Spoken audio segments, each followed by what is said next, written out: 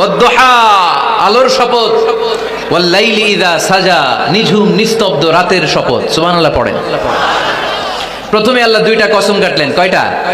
দুইটা। প্রথমে দোহা, প্রভাতের সূর্য কিরণের শপথ, আলোর শপথ। এরপরে অন্ধকারের শপথ কাটলেন। আলোর শপথ দিয়ে আল্লাহ তাআলা ওহী আশাকে বুঝালেন, আর অন্ধকারের শপথ দিয়ে আল্লাহ ওহী না আশাকে বুঝালেন। আল্লাহ বুঝাতে চাইলেন, নবী সব সময় আলো থাকলে ভাল লাগে না।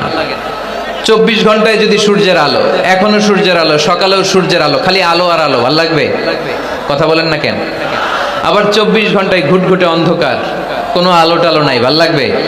তার মানে জীবন চালাতে আলোরও দরকার, অন্ধকারেরও দরকার। বিশ্বনবীরে বুঝাতে চাইলেন, নবী ওহী আসা যেমনি দরকার, মাঝে মাঝে ওহী বন্ধ রেখে আপনার একটু বিশ্রাম দেওয়া দরকার। সুবহানাল্লাহ পড়েন। সরকারি চাকরি যারা করেন, সপ্তাহে কয়দিন জব করেন? জোরে বলেন। 5 দিন। বাকি 2 দিন কি করেন? বিশ্রাম নেন, ছুটিতে থাকেন। 7 দিনে যদি কাজ করা লাগতো, ভাল লাগতো? কথা বলেন না কেন? ভাল লাগতো না। আবার 7 দিনে যদি ছুটি থাকতো, ভাল লাগতো না। তার মানে কাজেরও যেমনি দরকার, বিশ্রামেরও দরকার, ঠিক কিনা? আল্লাহ বুঝাতে চাইলেন, নবী কাফেরদের কথায় কান দিবেন না। ওরা বলে আমি আপনারে ভুলে গিয়েছি। না না, কোশ্চিন কালেও না। আমি আপনারে কেমন করে ভুলে যাই? আপনি আমার বন্ধু।